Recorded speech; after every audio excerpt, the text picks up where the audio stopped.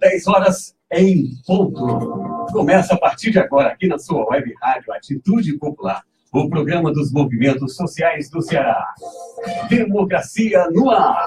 Com retransmissão pela web rádio classista da FETRACE, Canudos FM 104,5 e Liberdade AM, o 1310 de Boa Viagem. Camponês FM 95,7 de Crateús. E FM 25 de Maio a 95,3 de Madalena. Assim, formamos a partir de agora a Rede Cearense de Comunicação Popular para a transmissão das lutas e ideias dos movimentos sociais do Ceará. Democracia no Ar é um programa idealizado pelo movimento Democracia Participativa. Tem sua fanpage aí no Facebook. Retransmite a partir de agora também esse programa ao vivo. Bom dia, você do Face. O programa tem produção, apresentação, excepcionalmente essa semana com Souza Júnior. Abertura técnica, intervenções, encerramento, enfim. Os contatos comigo, Jonathan Neto. Temos o apoio cultural da AFPNB, CITAF, Mova-se, Simface, o Show Advogados Associados e Cinti Graci. Seja bem-vindo terça-feira, seja bem-vindo Souza Júnior. O programa para você até 11 horas da manhã começa a partir de agora. Democracia no Ar. Bom dia. Bom dia, Jonathan Neto. Estamos excepcionalmente, como disse, a voz de ouro aqui da Atitude Popular, substituindo esta semana o jornalista Márcio Rodrigues, que se encontra em merecidas férias.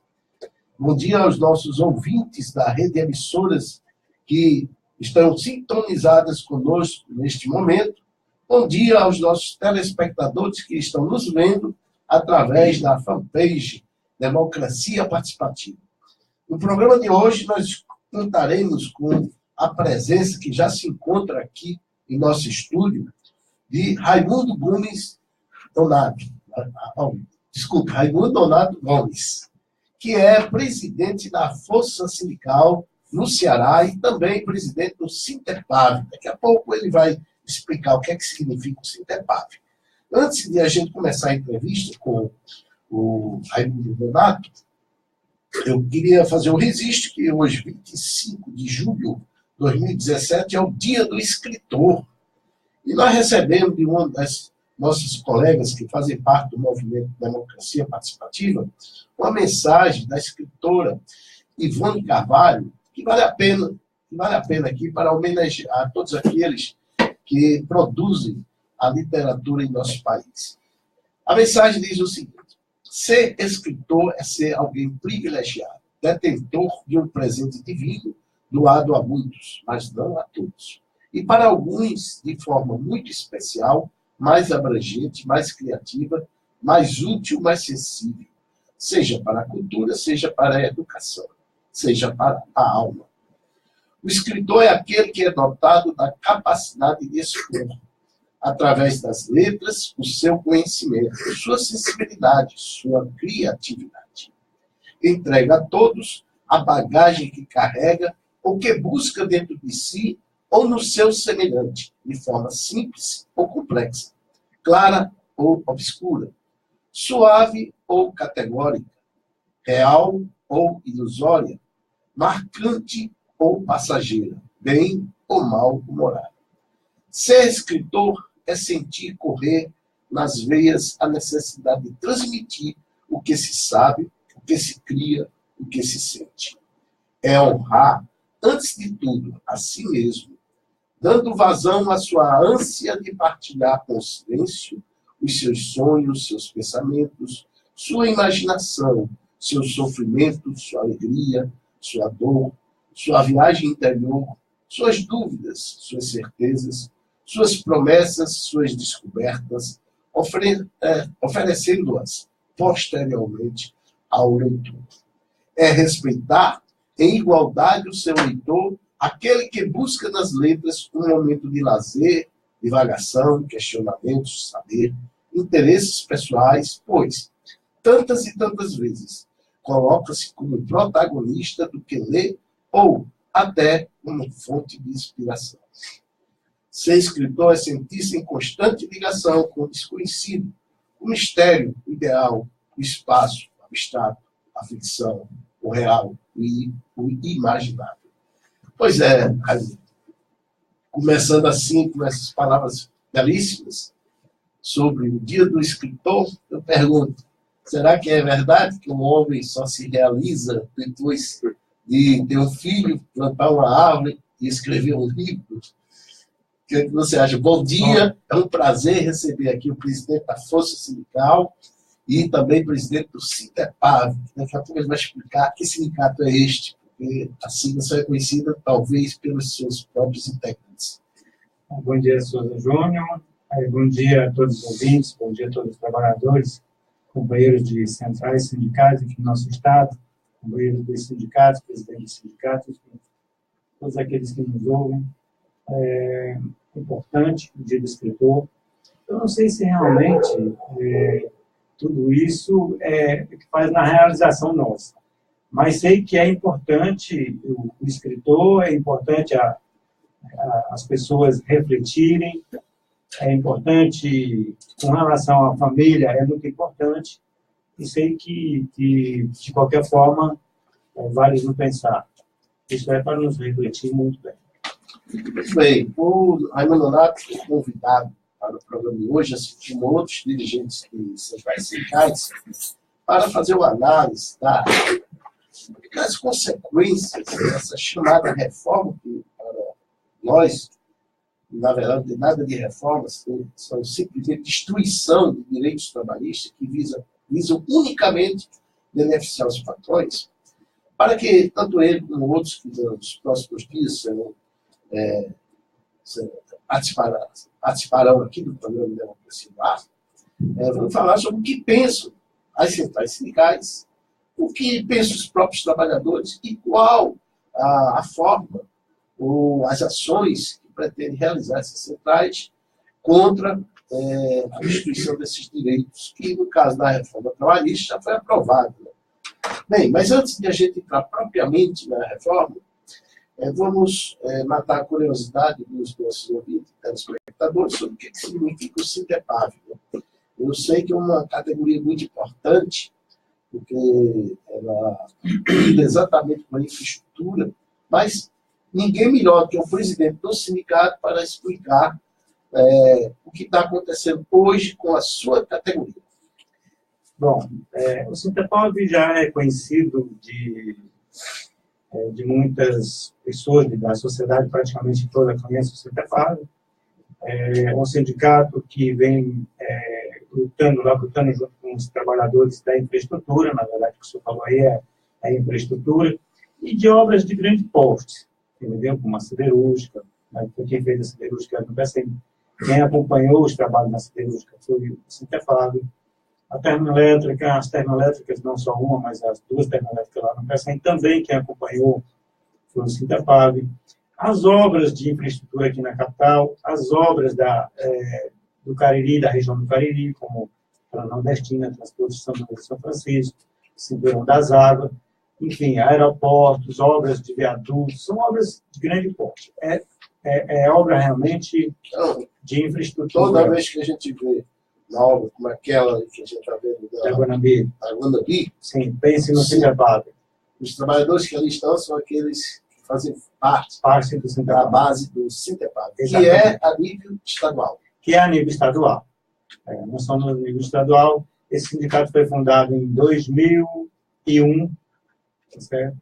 Quem representava, na verdade, esses trabalhadores era uma federação que existia ainda aqui no estado, e aí, quando foi fundado o sindicato, passou a representar esses trabalhadores, porque você sabe que quando não tem a entidade sindical, quem representa é a federação. No caso, depois passou a ser o próprio sindicato, porque foi fundado... Tem 16 anos. Tem 16 anos. Você está desde quando? Eu estou desde do segundo mandato, já. Desde o segundo mandato. Então, assim, o Sintepav tem uma história aqui no nosso estado, tem feito várias manifestações. Na época que nós fundamos o Sintepav, era apenas duas obras de grande porte que existiam no nosso estado, que era a obra do Castanhão e a obra do Metrofog, que se arrastou aí por muitos anos. todos nós acompanhamos, e até hoje está paralisada. Hoje está paralisada. Na obra do Metrofor sempre está com problemas, entendeu? Enfim. E aí, continuamos nessa luta. Essa luta que é muito árdua, enfrentamos várias crises, e mais agora estamos enfrentando mais essa crise que é da vida. Isso é do movimento sindical, isso é dos trabalhadores. Infelizmente, isso só recai sobre os trabalhadores. Várias categorias profissionais estão sendo vitimadas por essa crise que você fala. Se aprofundou, né? Porque o legítimo governo Temer, quando assumiu, prometeu que a situação do país ia ser modificada. E o que a gente está assistindo é que tudo tem piorado. Até a inflação que estava controlada, né? Agora, com esse aumento da gasolina, que certamente vai ter uma repercussão nos preços de alimentos, de tudo, toda a cadeia produtiva, né? Porque depende do transporte rodoviário, portanto, o custo da gasolina e do diesel vai influir, vai influenciar nos preços em geral. E uma das consequências mais danosas, vamos dizer assim, mais dramáticas, é demissão. Esse fenômeno tem ocorrido também nessa importante categoria que lida justamente com a infraestrutura, porque a infraestrutura, quanto mais se desenvolve, é um sintoma de desenvolvimento econômico. Quando menos desenvolve, é exatamente o oposto, é sintoma de crise. O que está acontecendo? Com certeza. Nossa categoria, ela teve um índice máximo de 28 mil trabalhadores na base, e hoje, só aqui no Ceará. E hoje está por volta de 5 mil, 6 mil trabalhadores no máximo. Chegamos hoje no nosso estado. Ou seja, em 2 anos, nesses últimos 2 anos, nós perdemos aí 12 mil trabalhadores. Mais de 12 mil trabalhadores. Então, 12 mil trabalhadores. Se tinha 28, hoje nós estamos com 22 mil trabalhadores na base. Tem tido... Isso é praticamente muito sério. Praticamente acabar com a categoria, tá certo? Há algumas obras que tiveram que ainda estão funcionando com um número bem reduzido de trabalhadores.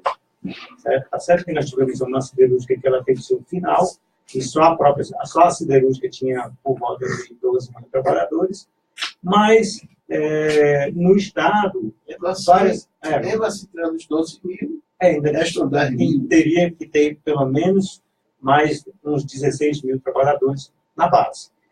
Como você sabe, as obras de grande porte, como o aeroporto, ele não foi adiante, o Metrofor era uma obra também que, inclusive, nós temos aí parado, até as próprias ferramentas que queriam fazer a obra do Metrofor está se acabando, né? E a obra da transposição do Rio São Francisco, ela veio em bem menor número de trabalhadores. A Transnordestina ainda está nesse impasse, também que deveria já está terminado já essa obra, mas ainda está com mais de 400 quilômetros para fazer para chegar aqui ao Porto Pecém, e a perspectiva também não é essas coisas todas. Enfim, são várias obras que nós teríamos. A obra do Cinturão das Águas também já teria até terminado, ainda continua com um número bem reduzido de trabalhadores. Enfim, vários projetos continuam ainda parados e com um número reduzido de trabalhadores. Essas obras que a gente está recebendo são principalmente obras federais, né? E hoje, o que está em andamento são obras mais do município, do estado. Exatamente. As obras pequenas que estão aí funcionando. Eu digo, no cenário, então, não é nada animador, né? Porque, além da crise que a gente viu recentemente, agora vamos evoluir, vamos dizer assim, a nossa conversa, para as reformas, ou especificamente a reforma trabalhista, que foi aprovada no Congresso, né, que vai vigorar daqui a 2 meses. E eu pergunto, antes de saber o que a Força Sindical pensa e está, vamos dizer assim, planejando como reação a esses direitos que foram retirados, né, dos trabalhadores, alguns, inclusive, históricos. O que pensam os trabalhadores, na sua opinião? Eles estão conscientes do prejuízo que terão com essa chamada reforma trabalhista aprovada no Congresso Nacional? Bom, Silvio Júnior, por mais que você tenha divulgado na sua base, todos os sindicatos tenham formado nas suas bases, com um número reduzido de trabalhadores, é claro que a maioria dos trabalhadores que hoje estão desempregados, que também vão ser atingidos de qualquer forma para entrar no mercado de trabalho, nós sabemos que o governo, estrategicamente, ele montou toda essa reforma, não chamo de reforma, você chama uma demolição, né, uma destruição, ele fez justamente no pior momento do país. Ele fez onde realmente todas as pessoas estão fragilizadas, todos os trabalhadores estão fragilizados. Então, ele aproveitou a oportunidade, já que não é ano eleitoreiro, já que não é ano de se pedir voto, aproveitou tudo isso para poder fazer essa destruição. O que pensa a Força Sindical a nível estadual e até a nível nacional, porque eu tenho acompanhado, sou diretor da executiva também, da nacional, e nós temos feito muitos debates. Nós já passamos por tantos momentos, passamos por momentos gravíssimos, que foi na época da ditadura, e sobrevivemos à ditadura. Passamos por outros momentos difíceis do país também, com inflação altíssima. Enfim, e nós não morremos. Nós estamos vivos. Eu sei que isso vai dificultar a muitas entidades sindicais, eu sei que vão sofrer muitas entidades sindicais, os trabalhadores realmente vão sentir muitas perdas, já estão sentindo na pele, e depois que vigorar a legislação, sim, aí é que vão cair na real, porque eu acho que ainda não caiu a ficha. Ainda não caiu a ficha. Mas, enfim, nós temos que nos reinventar. Nós temos que passar a esse momento e nos reestruturar, porque veio para realmente dizer, cai fora o movimento sindical e dizer que quem manda no país são os empresários, mas nós precisamos refletir muito com relação a isso. Você falou uma coisa muito importante. O governo escolheu o momento certo para implantar essas reformas. Eu concordo, porque aproveitou a crise, aproveitou o desemprego, e também é um governo que não está nem aí para voto. Aliás, ele assumiu o governo sem voto, através de um golpe que nós chamamos parlamentar, midiático, e com apoio do Poder Judiciário. E, afinal de contas, a sessão do impeachment foi presidida pelo presidente do Supremo Tribunal Federal. E o que a gente assistiu, não só antes, durante e depois, principalmente, é que ficou comprovado que houve um golpe. O próprio Michel Temer, no primeiro evento internacional que ele participou, ele disse com todas as letras, elaborou um projeto chamado Ponte para o Futuro, né? Nós estamos vendo que futuro ele está reservando ao nosso país, e principalmente aos trabalhadores, e que a Dilma se recusou a implantá-lo. Então deu no que deu. E por isso ele estava ali.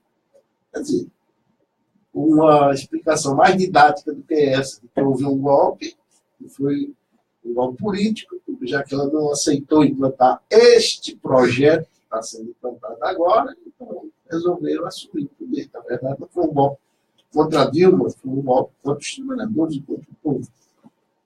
Bem, mas essa situação criada pelo governo, eu acredito que talvez os trabalhadores, ao terem consciência disso, foi por isso que eu fiz a primeira pergunta, né?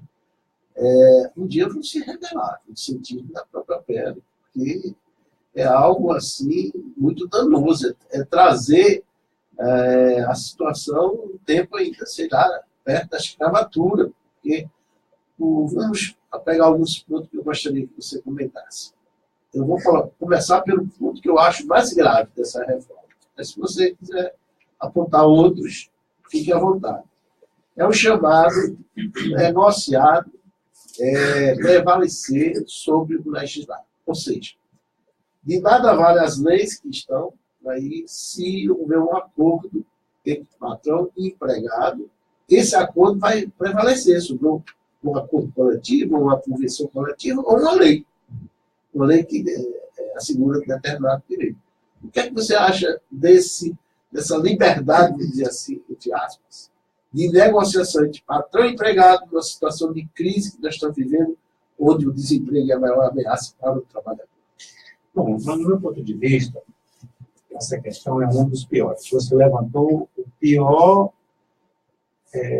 momento em que, principalmente quando se está em crise, é do trabalhador sentar com o patrão, sem a assistência do seu representante legal do sindicato, e fazer, ou mesmo que tenha um representante do sindicato, mas sabemos que o patrão ele é o todo-poderoso na hora das negociações.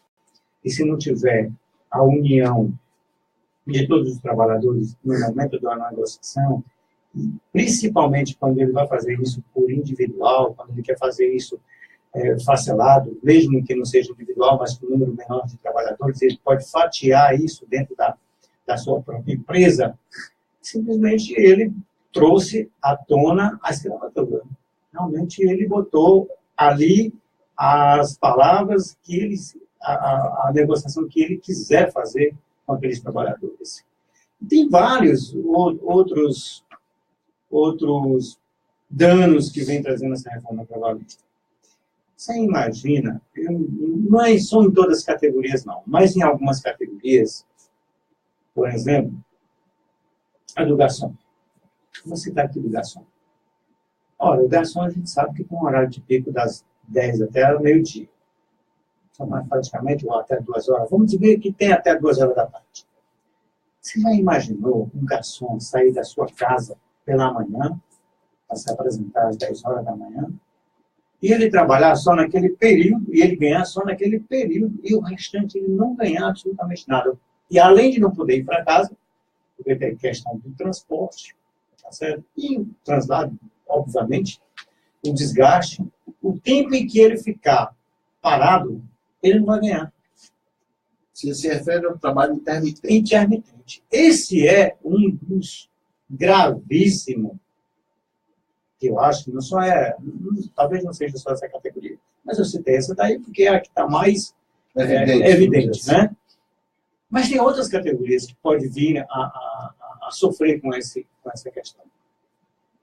Tem outras categorias que poderão sofrer. Recentemente eu vi justamente uma advogada especialista em direito trabalhista falando sobre o pessoal que trabalha com a jornada 12, 36 horas, e explicando os prejuízos que são gravíssimos, né, para essas categorias, exatamente por conta do trabalho intermitente e essa reforma, chamada reforma trabalhista. Quer dizer, são dias que, como eu falei antes, quando o trabalhador sentir na pele os efeitos dessas medidas que foram aprovadas, eu acredito que vai haver uma revolta generalizada. E eu gostaria também de saber sua opinião sobre por que os trabalhadores ainda estão, digamos assim, anestesiados, né? Ainda não foram para as ruas de uma forma mais vigorosa para reagir às reformas. Na sua opinião, a mídia tem tido um efeito sobre isso. Quer dizer, há uma campanha orquestrada, as ideias que são trazidas pelo Jornal Nacional e outros órgãos, a mídia, vamos dizer assim, tradicional, ela tem formado ou tem formado corretamente os trabalhadores. Mas antes de você responder esta pergunta, eu queria registrar a presença do nosso comentarista, que era às segundas-feiras que ele vinha, agora está vindo às terças-feiras, o Antônio Biapini, que já se encontra aqui, e daqui a pouco ele vai também fazer uma intervenção sobre essa conjuntura, que é uma conjuntura nada fácil para os trabalhadores. Pois, diga o que você pensa sobre o papel da mídia em relação ao que pensam os trabalhadores. Dois fatores que eu considero que veio a prejudicar a classe trabalhadora.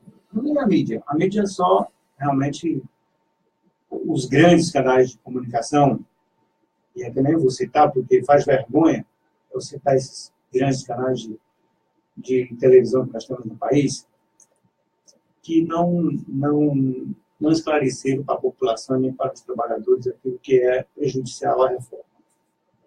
Pelo contrário, eles fizeram foi apoiar a questão da reforma, porque a gente sabe que são os maiores patrões do nosso país. E quem é realmente que está de acordo são os patrões. E segundo, a crise. A crise fez com que os trabalhadores que estavam nos seus postos de trabalho ficassem com medo. Até hoje, se você for em alguns dos canteiros de obras, e se você for em algumas fábricas, os trabalhadores estão anestesiados. Eles não sabem, eles não têm ação, não sabem exatamente o que acontece. Também pelo medo de perder o emprego.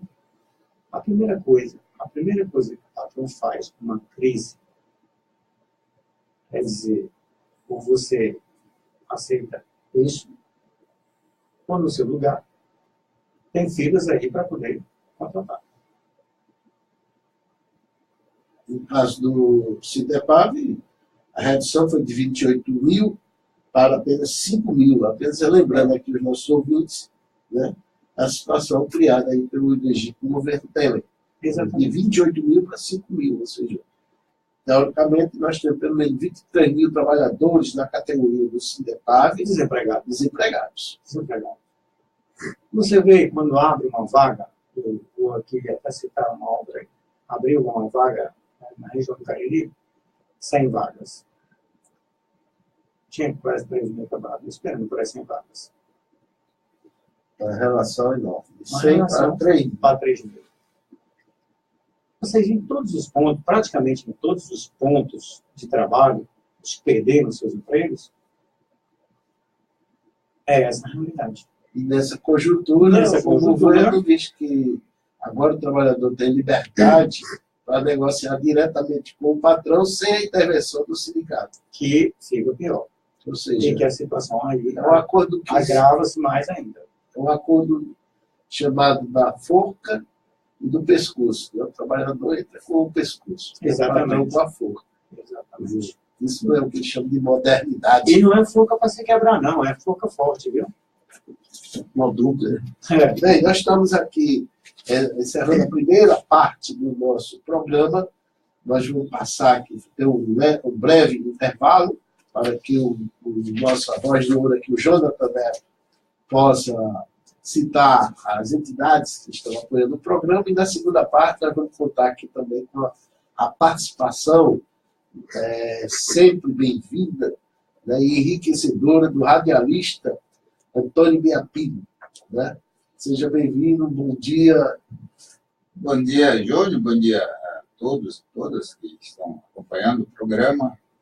Já aqui o companheiro sindicalista e estamos aqui para contribuir com esse debate, que ao meu ver é muito importante. Acho que até mesmo você falou, Júlio, os meios de comunicações, nós não soubemos usar, não fizemos. O movimento sindical não trabalhou com isso.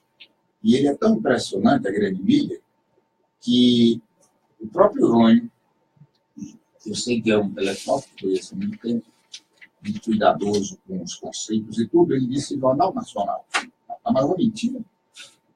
Para ser jornal nacional, teria que ser um jornal do povo,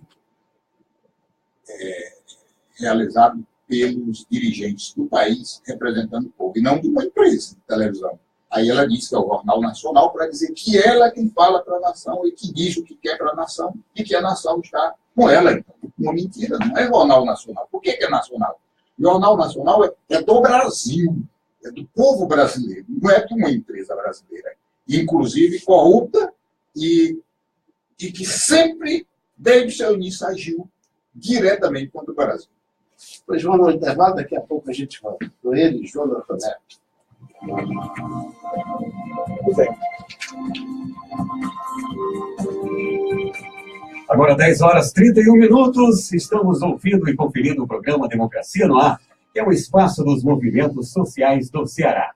Temos o apoio cultural da AFBNB, Mova-se, Sintaf, Sinfarce, o Show Advogados Associados e Sintigrace. Estamos ao vivo nas emissoras Atitude Popular, Web Rádio Torcista, Liberdade AM de Boa Viagem, Camponês FM de Crateús e 25 de Maio FM de Madalena. Logo mais, a Canudos FM também vai reprisar esse programa que você está conferindo na íntegra, tá bom? No decorrer da sua programação da Canudos FM. Estamos ao vivo também na página Democracia Participativa CE no Facebook. Só imagem para você. E você sabe, né? No Facebook, a qualquer momento, se porventura você está chegando agora, seja bem-vindo. Perdeu a primeira parte do programa? Não tem problema. Você vai lá no Democracia Participativa CE do Facebook, clica e em 2 cliques você fica sabendo de tudo que aconteceu e está acontecendo nesse programa de hoje, tá bom? O programa Democracia no Ar é uma realização do movimento Democracia Participativa. Voltamos com a segunda parte, Souza Júnior e convidado. Obrigado, Jonathan. Retomando aqui o programa Democracia no Ar de hoje, com a presença do nosso convidado, Raimundo Nonato Gomes, presidente da Força Sindical no Ceará, e também do Sintepab, que é o sindicato que representa os trabalhadores em obras de infraestrutura. Estamos contando também agora, na segunda parte do nosso programa, com o nosso comentarista, o Antônio Ibiapim, que é também radialista, e vai nos dar o prazer de fazer sua análise sobre o que está ocorrendo no Brasil. Antes de a gente retomar a nossa conversa, eu gostaria de convidar os ouvintes, telespectadores, para o lançamento do livro da Adital, que será realizado na próxima quinta-feira, dia 27 de julho, às 19 horas. O nome do livro, muito interessante, por sinal, é Esticadores de Horizontes. É um livro belíssimo, eu já dei uma folheada, ainda não tive o prazer de ler. E o lançamento vai ocorrer na sede da ADUFES, que é a Associação dos Docentes da Universidade Federal do Ceará, que fica na Avenida da Universidade, 2346, no Benfica. Então, repetindo o convite, lançamento do livro da Adital, Esticadores de Horizontes. São narrativas juvenis sobre vidas reinventadas. Usando aqui a palavra que o Raimundo Gomes falou sobre essa conjuntura, os sindicatos precisam se reinventar. Pois bem, este livro trata disso, né, de narrativa de jovens. E será dia 27 de julho, como eu disse, quinta-feira, às 19 horas, na sede da ADUFES. Bem, quem quiser participar do programa, pode enviar perguntas aqui para o nosso convidado, o comentarista, Antônio Bialpino, através do Zap 99662-2120. O prefixo é 85, repetindo, 99662-2120. Bem, Antônio Bialpino, eu gostaria de começar essa segunda parte com a sua opinião sobre isso que na primeira parte do programa o Raimundo Gomes falou, sobre essa conjuntura cruel e esse momento que o governo escolheu, como ele disse, a meu ver corretamente, para implantar essas medidas. Correto do ponto de vista deles. Né? Por quê? Porque, entendi isso. numa situação de desemprego, né, a preocupação do trabalhador principal passa a ser manter o próprio emprego. Né? E aí, o mais importante que seja qualquer de seus direitos trabalhistas, né, o emprego continua sendo o principal. Porque a pessoa desempregada não tem direito nenhum. Né? No máximo, seguro-desemprego durante algum tempo e depois mais nada. Então, qual a sua opinião sobre isso? Em primeiro lugar, Souza Júnior, falando sobre o que você expressou corretamente, e eu quero ajudá-lo nisso aí, corretamente a partir do ponto de vista dele. Ou seja, ele começou a realizar as reformas e também a redução de recursos para o desenvolvimento da economia nacional no momento certo. E uma estratégia correta, porque como ele não é candidato a nada, a presidente da República, por exemplo, então ele faz a maldade e depois qualquer outro vigarista pode ser candidato a presidente da República para dar continuidade a isso sem precisar dizer e sem precisar ter se desgastado com o povo brasileiro. Essa é a primeira questão. A segunda, isso eu até já falei aqui, faz parte do consenso de Washington. Os Estados Unidos e outros países capitalistas, eles desenvolveram a tese de que é preciso reduzir o tamanho do Estado, dos Estados nacionais.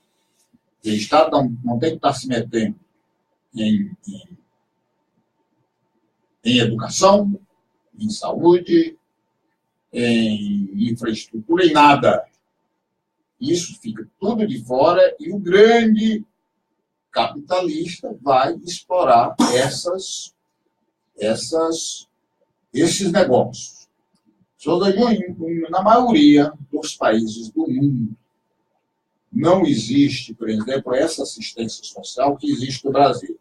Por exemplo, Souza Júnior, Antônio Biapino, o sindicalista Gomes paga a Previdência Social. Se ficar doente, a Previdência Social vai pagar para ele enquanto ele estiver doente. Na maioria dos países do mundo, isso não existe. Se você quiser ter um seguro-doença, você paga o seguro por fora. Na maioria dos países do mundo, a aposentadoria também é privada. Não, esse é o primeiro, é o pai da ideia. A aposentadoria é privada. Eu vou num banco, pago todo mês um valor alto, e quando chegar aquele período, conforme o contrato, eu me aposento. No Brasil, não. A aposentadoria era garantida pelo Estado, que vai sair agora, por isso o Estado fica menor, e a doença também é paga pelo Estado. E eles vão mudar. Eles ficaram um ano todinho conversando com os banqueiros nacionais, o representante do Michel Temer, que na época era presidente, para já discutir a plataforma inicial de como será essa aposentadoria privada. Então, nós estamos vendo um golpe, Souza Júnior, ouvintes do programa Democracia Dual, o golpe foi dado. Nós temos que responsabilizar todos os deputados federais. Foram 367 vigaristas que deram um golpe na democracia, instituir uma presidenta eleita e que fez muito por esse país, que vai repercutir por muitos anos, e agora eles estão implementando as medidas traçadas pelos Estados Unidos, que é o Estado Unido, e quem paga o pato, aquele pato amarelo, que a canalha levava para o meio da rua, é o trabalhador. Muito bem. Na sua opinião, Raimundo Gomes, essa forma que esses deputados aprovaram, 367, conforme a informação aqui do Antônio Biapino, eles fizeram porque acreditam realmente nesse discurso do governo em que essas medidas vão Porque esse é o discurso que é passado, inclusive, pela mídia. Né? Essa mesma mídia que nós, tão bem aqui, falou o Antônio Biapim, que vão gerar emprego, porque é uma necessidade, inclusive, da modernidade, e que a CLT, você ainda do século passado, 1943, estaria, vamos dizer assim, caduca, né? Já velha, já não atenderia, vamos dizer assim, as relações de trabalho. Eles votaram realmente porque acreditam nisso ou porque, como tem vazado pela própria imprensa, eles estão recebendo, né? Cada voto deles está valendo muito bem, né? São caros, tanto é que eles não são mais tratados, dizem, né? De excelência, né? De caríssimos deputados. É muito caríssimo. Qual é a sua opinião sobre isso? A minha opinião é que eu ia responder para você, e você fez a pergunta e respondeu. Desculpa. Entendeu? Desculpa. Eu acho assim que criação de emprego... Porque o radialista, ele trabalha muito com tom professoral. Passa a ideia bem clara para lá na ponta o pessoal compreender. Aí você reforça. Não, eu acredito que criação de emprego não vai ser. Acredito que eles votaram porque eles são todos empresários, eles estão visando a si próprios. Certo? Muito longe de crescimento do país, de emprego, com relação a essa reforma. Não se tem crescimento de emprego. Pode ter crescimento de miséria. Né? Aí você vai tirar os direitos dos trabalhadores, vai oprimir esses trabalhadores. Agora, digo uma coisa, Biapino. Provavelmente, isso não perdure por muito tempo. Porque na medida em que nós estamos nos reinventando, se articulando e dando conhecimento aos trabalhadores, fazendo com que os trabalhadores tomem consciência com isso, pode ser que a gente tenha aí uma retomada de, de ir para cima. Nesse ponto, entendeu? Pode ser que a gente tenha aí um avanço nos trabalhadores. Realmente, já que não tem mesmo nada, então vamos buscar o que é nosso direito.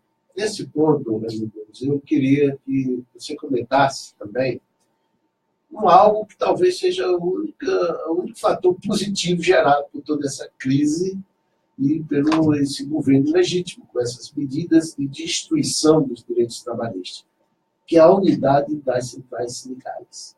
Pela primeira vez, as 9 centrais sindicais se unificaram, né, contra essas medidas, inclusive realizaram a greve no dia 28 de abril, né, e também, agora mais recentemente, que não teve toda a força que teve, né, no dia 28, agora não me lembro, foi 28 também, né, de junho. E você acha que essa unidade vai continuar? Ela tem que continuar. Ela é obrigada a continuar. Porque só a unidade dos trabalhadores, das centrais, dos sindicatos, da federação, confederações, é que vai fazer com que avançamos.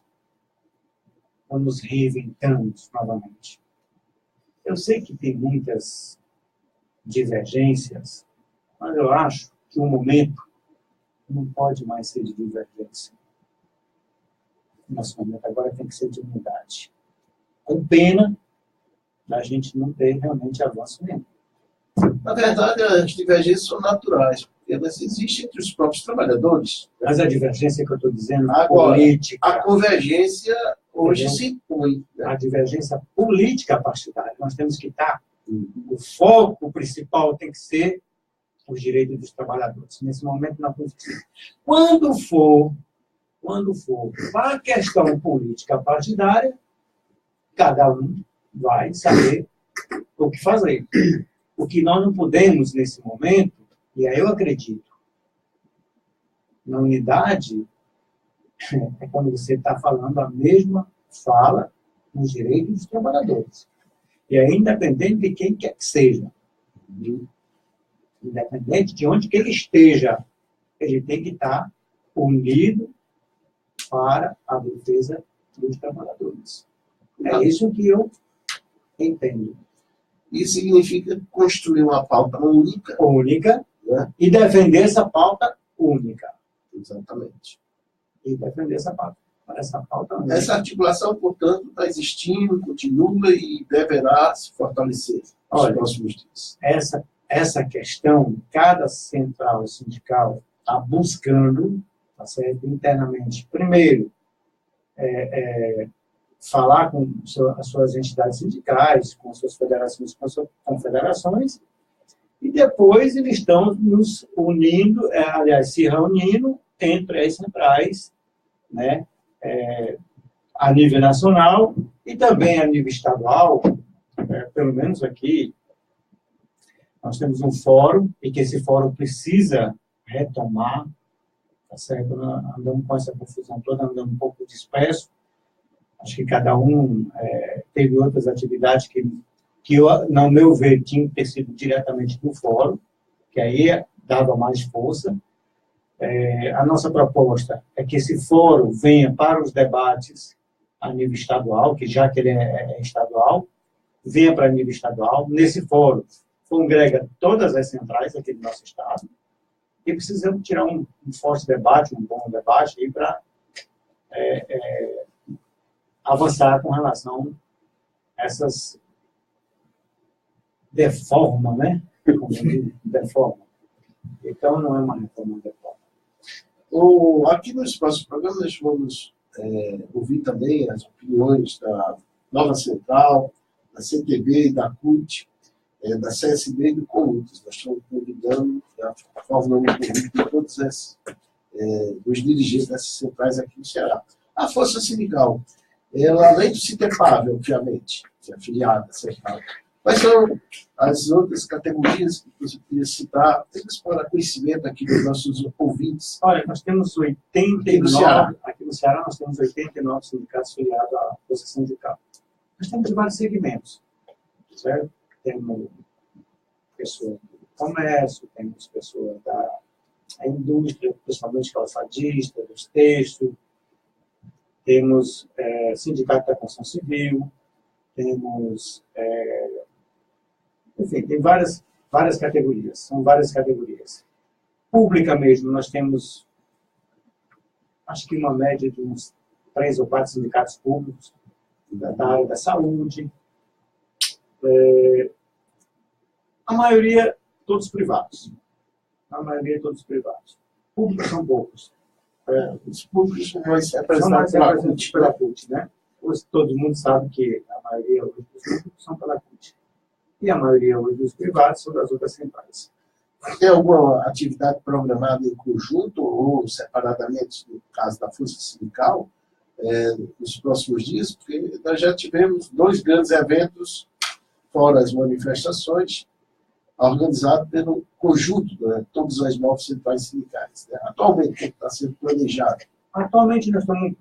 O que nós vamos fazer? Primeiro, nós temos que unir essas centrais no fórum. Temos que debater com relação às atividades que nós vamos fazer no fórum.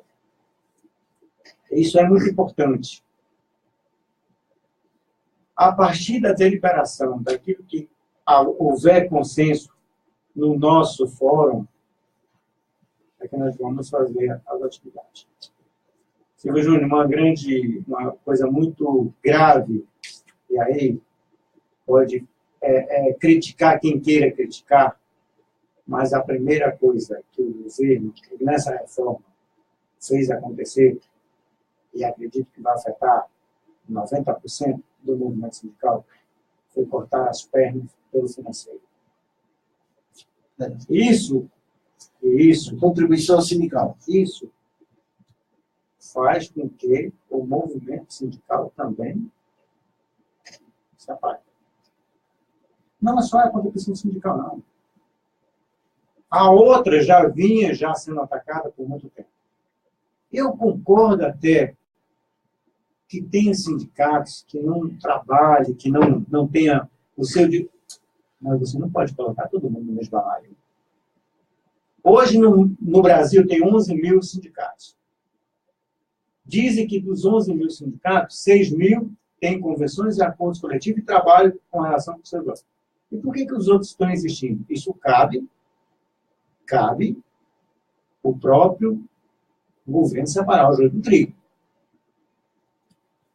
Se ele quer acabar com todos por conta da minoria, não, eu não acho isso que seja justo. E uma das coisas principal é essa daí. Olha, e a diferença maior é que eu vejo, e aí pode concordar, pode não concordar, dizem que o público, o privado é melhor do que o público. Não, pelo contrário. O privado, ele se acaba. Já com tantos impostos que nós temos, e eu concordo com isso, você acha que o trabalhador vai fazer questão de pagar mais uma contribuição? Sim. No caso do privado, do público, não, porque ali já está o consenso, já tem um consenso. Você não tem mesmo a outra coisa para defender ele mesmo, não. Ele tem que ser ali, naquela coisa ali, naquela base dele mesmo. Enfim, outra coisa que eu não concordo e que muita gente diz, é melhor você fazer paralisações com o público ou com o privado? Com o público. Com o privado é mais difícil. E sempre tem a ameaça do desemprego. Ele é ameaçado direto já. Então, são vários pontos e que nós temos que debater, nós temos que falar isso no nosso fórum. Dentro da maior central de trabalhadores, que é a CUT, havia divergência com relação à contribuição sindical. Parte, porque a CUT não é totalmente só pública. Tem os privados também. Com certeza tem os privados também. Mas, com a maioria sendo público, é obviamente que a tendência da CUT era realmente tirar a contribuição sindical. Foi feito. Mas nas outras centrais, todas as outras centrais, que a maioria é no privado, não tem de onde sair o recurso. Não tem de onde sair o recurso. Então, assim, mas independente disso, que eu acho que nós não podemos pensar só nisso, acho que nós temos muito mais coisa para nos preocupar, eu lhe garanto que o movimento sindical no Brasil, ele pode até ser enfraquecido por todas essas questões, mas nós não vamos morrer. Nós vamos sobreviver. Tem uma necessidade. E acredito que nós vamos sobreviver e ainda ficar muito mais forte. Isso só depende de nós.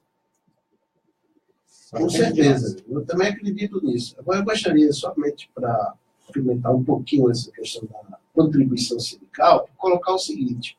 Há um princípio que diz que todo direito deve corresponder ao dever. Tá? E vice-versa. Não é justo você ter direitos sem deveres. E eu pergunto, é justo o trabalhador não pagar nada, já não é sindicalizado. Ou seja, já não contribui diretamente para o seu sindicato através da mensalidade. Aí o governo vem e retira a contribuição sindical, então ele passa a não contribuir de jeito nenhum. Mas na hora da convenção coletiva, geralmente esse trabalhador que já não é sindicalizado, ele também não participa das lutas. Ele fica lá. Os outros é que colocam o pescoço, né, sob risco. Às vezes, no caso das empresas privadas, até de perder o emprego. Aí uma luta conquista aquele trabalhador que não paga mensalidade, não paga contribuição sindical, não participa da luta, recebe a mesma coisa. Isso não é justo. Como não é justo, numa sociedade, aqueles que têm mais dinheiro, têm mais renda, têm mais riqueza, não contribuir proporcionalmente os impostos, né? E é por isso que tem o nome imposto, porque não é uma coisa que a pessoa escolhe se paga ou não, porque se for escolher, mesmo sendo obrigado, ele sonega, Imagina ele não sendo obrigado, ele não vai dar espontaneamente. Então, quem tem mais renda, quem tem mais riqueza, é obrigado a pagar, para isso se reverter para o conjunto da sociedade. Eu faço um paralelo. Os trabalhadores têm que contribuir, realmente, têm que contribuir obrigatoriamente, a não ser que, para sermos justos, já que ele não é obrigado a contribuir de forma alguma, ele também não deve ter, já que não tem o dever, também não deve ter o direito de receber nada. O que é que vocês acham dessa minha analogia em relação à sociedade e seus direitos e deveres? Eu quero ouvir também a opinião do Iliapim, mas antes, nosso convidado, depois o Iliapim. Bom, eu acho que o que você falou aí é a grande verdade. Nos movimentos sindicais, hoje, se conquista uma convenção coletiva abrangida por uma categoria, ou acordo coletivo, e todos os trabalhadores, independente dele ser filiado, de ser associado, ou dele pagar a contribuição, ele tem o mesmo direito. É injusto? Eu acho também. Eu tenho a mesma sua opinião. Eu acho que aquele que participou, aquele que deu a cara, né, para bater a tapa, aquele que se apresentou, aquele que fez o movimento, aquele que fez a greve, aquele que participou de todo o movimento ativamente, ele tem o direito. O direito. Ali está conquistado o seu direito. Eu não vou nem contar uma história para você do trabalhador, do filho que perguntou uma vez para o trabalhador que, alguns anos depois, ele viu a reportagem, ele viu a filmagem, e perguntou para o pai dele se ele tinha participado daquele movimento. E o pai disse que não tinha, que ele não tinha participado do movimento. E se eu contar essa história para você, eu acho que você vai lacrimejar seus olhos. Então, para não ter essa emoção... Conte. Para não ter essa emoção... Democracia no ar, é também feito de emoção. Vamos deixar para um outro, que é longa a história, então vamos deixar para outro momento, porque nós temos um companheiro aqui muito importante. Antes de ouvir sua opinião ainda sobre esse assunto, eu quero dizer a vocês, do nosso amigo, que eu também fui sindicalista. E ainda é. O coração sindicalista permanece. E o oportunismo existe também entre os trabalhadores. Sim, não só entre os patrões. E eu estou cansado de ver, e continuo vendo isso, de trabalhador que não participa de luta nenhuma, que não paga mensalidade, né? Ainda critica os dirigentes sindicais, dizendo que tem benesses, que são liberados, tal, criticam, recebe benefícios, às vezes até o sindicato entra como substituto processual de uma ação, ele ganha ação, e na hora de pagar o honorário ou o desconto assistencial, é o primeiro a correr para assinar para não descontar nada. Isso é oportunismo ou não é? É peleguismo do mais alto grau. Com você, Iliapim, diga a sua opinião. Eu gostei muito dessa sua ideia, e acho até que eu queria escrever um bom artigo para publicar no Facebook. É uma pesquisa no Brasil, feita pela USP. E o maior e mais importante meio de comunicação para o povo é a televisão. E o segundo é o Facebook, aqui no Brasil. Porque é isso mesmo. Os trabalhadores não têm ideia de quanto é difícil realizar uma campanha salarial.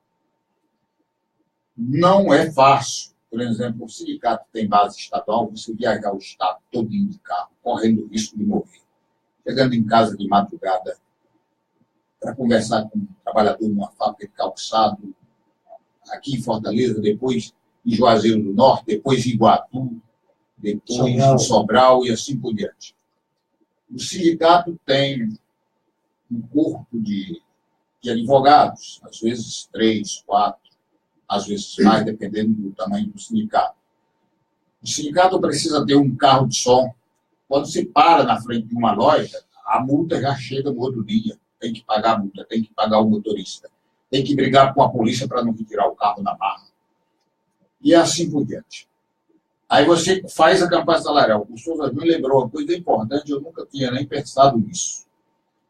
Aí você faz a campanha salarial. Você consegue cesta básica, você consegue o aumento de salário, o piso da categoria e vários outros direitos, porque às vezes as convenções coletivas de trabalho têm 100 cláusulas sociais importantes. Por exemplo, uma que eu acho muito importante, quase todos os sindicatos já conseguiu isso. O trabalhador está faltando 2 anos para se aposentar. Então, nas convenções realizadas pelo sindicato, no dia que ele passa a faltar apenas 2 anos para se aposentar, já não pode mais se demitir. Cria uma estabilidade. Aí vem esse que é correspondente a um dia de trabalho, mais ou menos, um dia de trabalho baseado no salário mínimo. Por ano. Aí esse imbecil, oportunista, ordinário, porque isso é trabalhador ordinário, não quer contribuir, mas quer a cesta básica, mas quer o aumento de salário, mas quer o piso da categoria, mas quer o vale-transporte, não sei o quê. Em 1988 foi promulgada a Constituição do Brasil em 88. Em 1988, eu não sei se a Força Sindical, acho que não existia na época, acho que ela foi fundada depois, mas tinha CUT e outras centrais sindicais, como a CGB, CGTB, e foi feita uma luta imensa no Brasil pelos partidos de esquerda e pelas centrais, inclusive olhando abaixo assinado, que a jornada de trabalho era 48 horas semanais, e nós conseguimos trazer para 44 horas semanais. Isso é um benefício para a saúde, para a vida, para a liberdade, para o lazer, para as relações sociais da classe trabalhadora. Aí não quer dar uma contribuição. Na Europa, meu caro Souza Júnior, eu acho que chegou a hora, né? Então, eu só 10 segundos. É a classe trabalhadora que mais bem-estar conquistou. Mas da Europa, a classe trabalhadora pagou e sustentou os seus sindicatos, inclusive no momento mais difícil, com valores altos. Ela mesmo decidiu isso. Hoje é uma classe trabalhadora que vive muito bem. Então, quando a classe... Porque o sindicato é uma associação de trabalhadores. Quando a classe trabalhadora não participa e chega ao ponto de se imbecilizar e se sonegar a pagar R$10, está morta de fome, tem que passar fome, uma desgraça numa classe dessa. Porque é imbecil, não compreendeu nada na vida. Então, você está certo. Para querer direito, precisa ter dever, precisa fazer alguma coisa. Porque se não fizer, não tem direito. Bem, infelizmente, Raimundo Donato, nós estamos... Raimundo Donato Gomes, eu trocando sempre. Presidente da Força Sindical.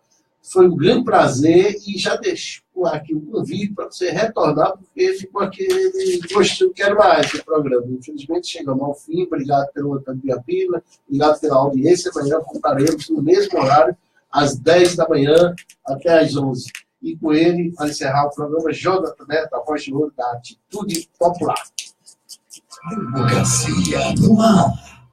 Se você perdeu o programa Democracia no Ar de hoje, que foi veiculado de 10 às 11 da manhã nesta emissora, agora você pode ouvir e também ver o programa a qualquer momento no Facebook. Para isso, basta acessar a página Democracia Participativa Ceará. Assista, faça seu comentário, compartilhe e peça aos seus amigos e amigas do Facebook para fazerem o mesmo. Vamos construir juntos um contraponto à mídia conservadora, golpista e hegemônica deste país. Democracia no Ar, de segunda a sexta, às 10 da manhã. Um programa dos movimentos sociais do Ceará, ao vivo, nesta